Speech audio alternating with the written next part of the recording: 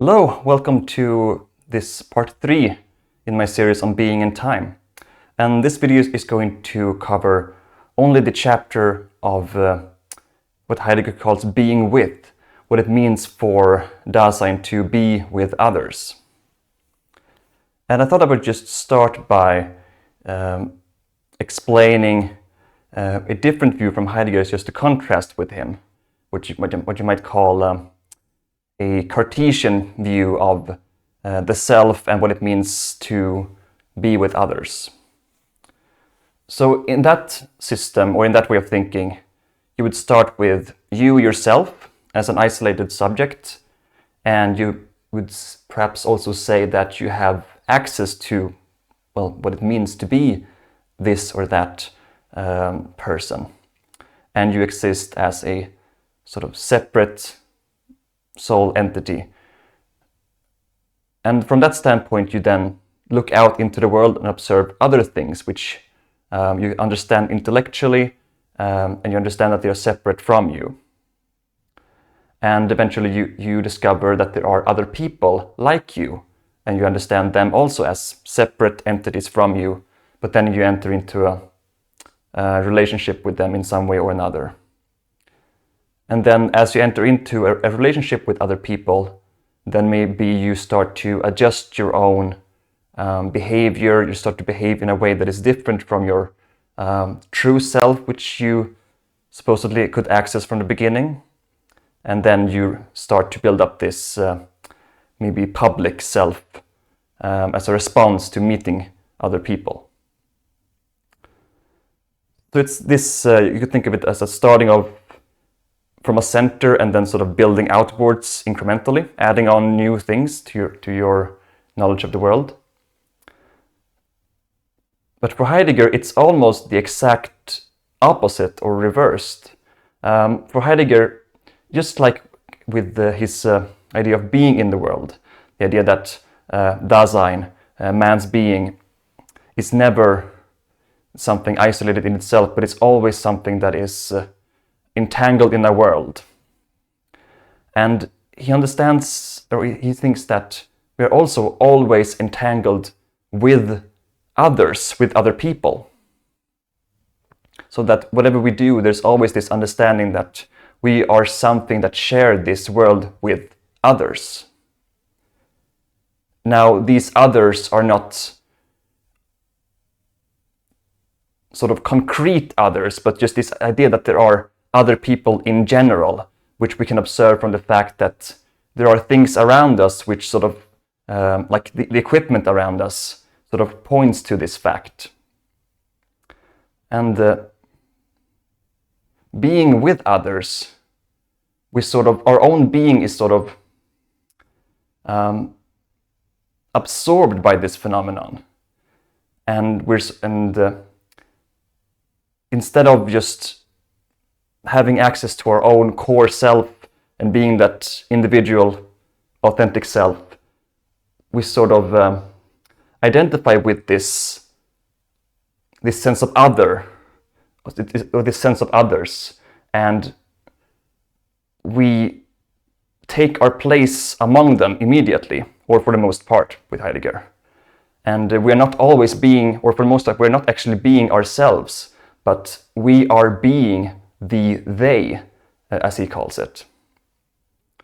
And then eventually, I believe we will find that we're starting from this outward position out there with the others, but only later can we then come back and maybe discover our core authentic self. So it's the complete reversal from this other Cartesian point of view. And Heidegger says it, I thought I would read in his own words. But the characteristic of encountering others is, after all, oriented towards one's own Dasein. Does it not, too, start with the distinction and isolation of the I, so that a transition from this isolated subject to others must then be sought? In order to avoid this misunderstanding, we must observe in what sense we are talking about others. Others does not mean everybody else but me, those from whom the I distinguishes itself. Others are, rather, those from whom one mostly does not distinguish oneself, those among whom one also is. In this chapter, Heidegger also wants to deal with the problem of having a sense of self. Because he already explained or brought up that the fact that Dasein can be authentic or inauthentic. And here he's going to use a language which is a bit different, in that Dasein can actually be precisely not itself or not I.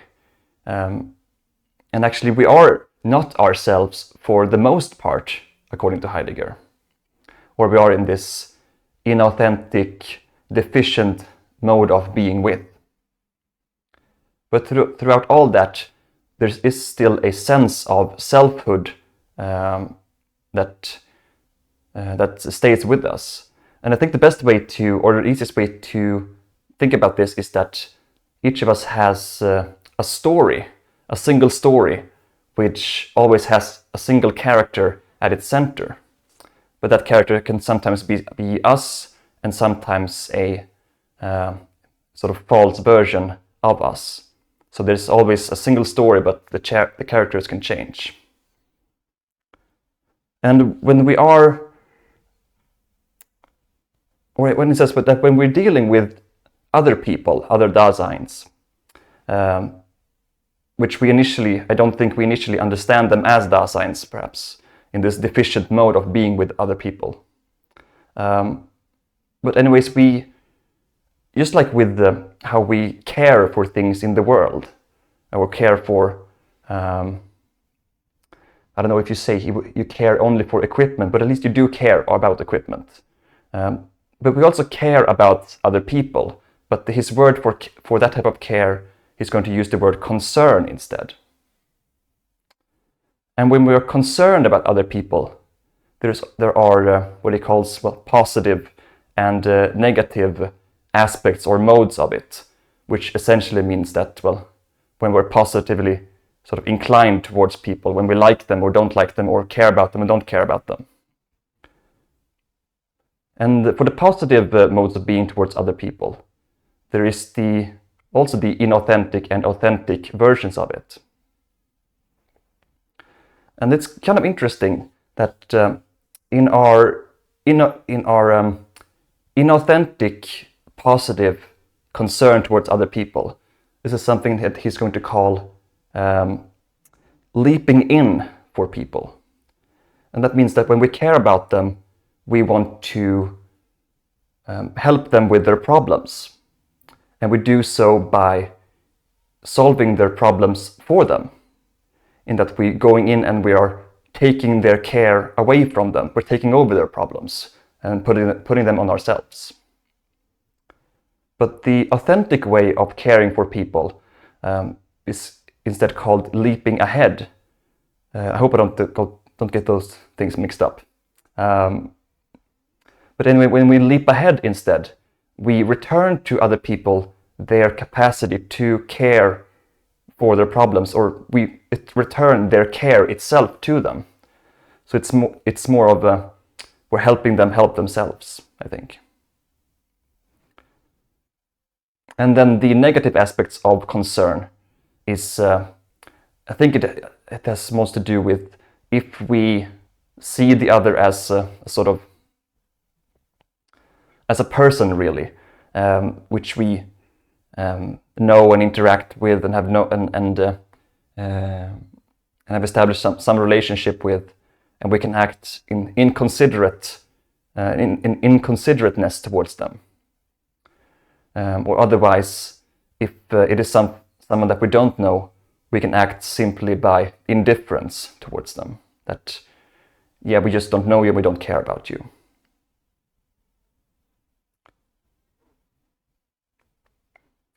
And he brings up in a few passages or a few sentences the word empathy, and tries to explain what that is and is not. And I still have a little bit of a trouble understanding exactly what he means by empathy. But I have come to understood later on that he might bring it up as a contrast to his teacher's notion of empathy in his system, Husserl's idea of empathy, which I don't really know either.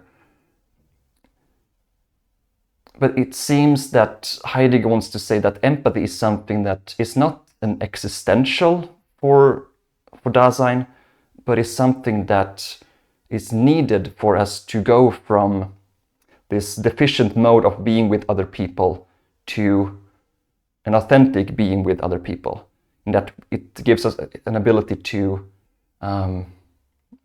care about them, to see their needs and their troubles, and to react to that, and then enter into an authentic relationship with them.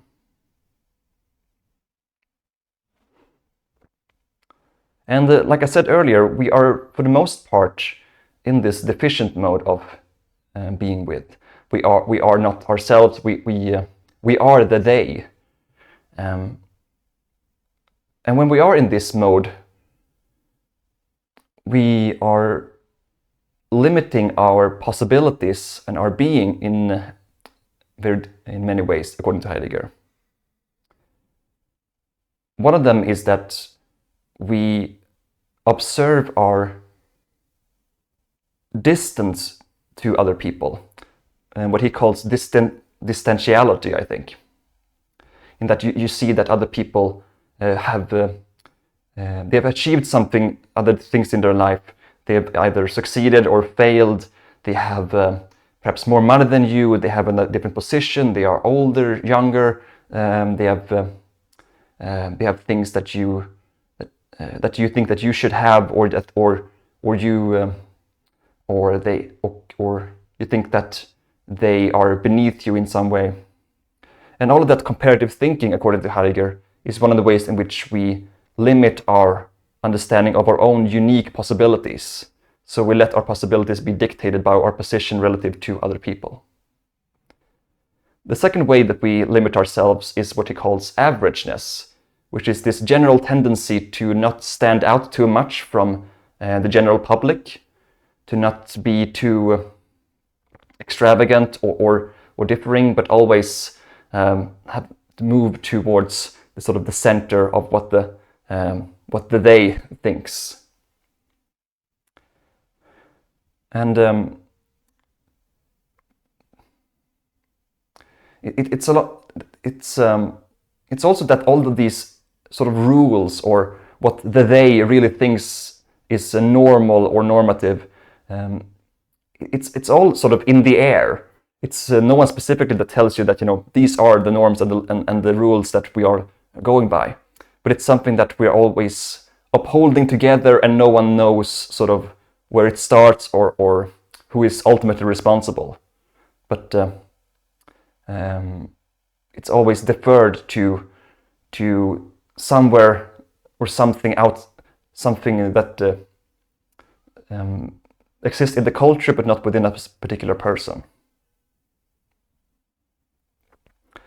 And I'm going to read a second quote on that for you. The self of everyday Dasein is the they self, which we distinguish from the authentic self, that is, the self which has explicitly grasped itself. As the they self, Dasein is dispersed in the they and must first find itself. This dispersion characterizes the subject of the kind of being which we know as heedful absorption in the world encountered closest. If Dasein is familiar with itself as the they self, this also means that the they prescribes the nearest interpretation of the world and of being in the world. The they itself, for the sake of which Dasein is every day, articulates the referential context of significance. The world of Dasein frees beings encountered for a totality of relevance, which is familiar to the they, in the limits which are established with the averageness of the they. And then just to wrap this chapter up, I'm going to say that even though it deals mainly with the notions of being indifferent, being inauthentic, and this deficient mode of being, and or not being oneself. He doesn't really go into yet what it means to truly be yourself, or I mean, he says that it is to grasp your possibilities, but I understand that that is the topic that he's going to delve into deeper at a later stage in Being in Time. So even in Heidegger's book, this is not the complete story of what it means to be a self and being with others, I think. But it's still, I would say, quite, I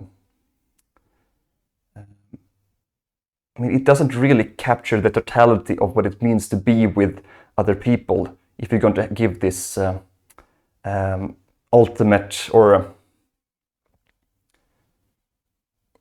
this description of what it fundamentally means to be with other people. It doesn't seem that what he's giving here is a comprehensive view of all of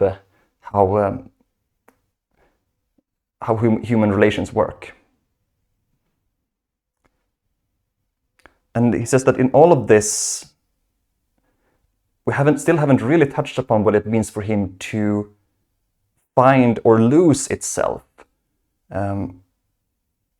So maybe that will come up later as something, as a new phenomenon or a new thing that hasn't been covered yet.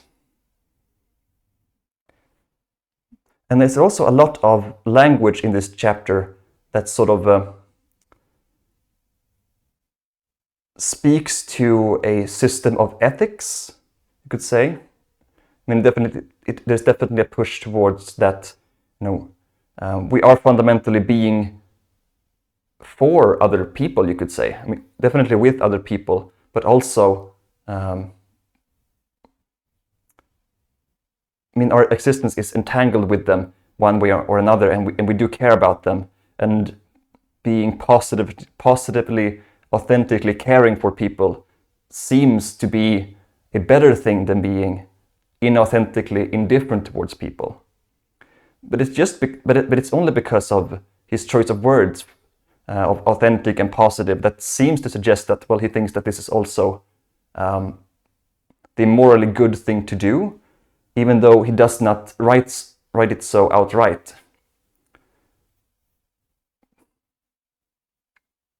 And there's also a bit of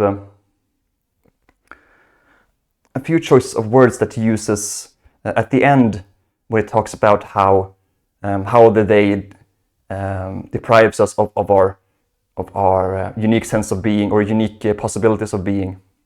He uses words like the power of others, or the great masses, or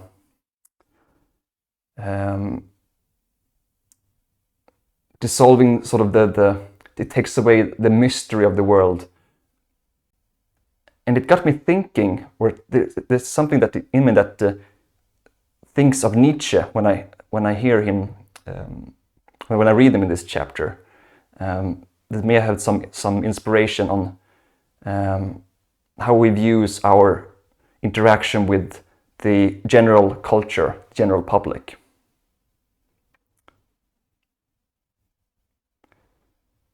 But that's it for this relatively short chapter.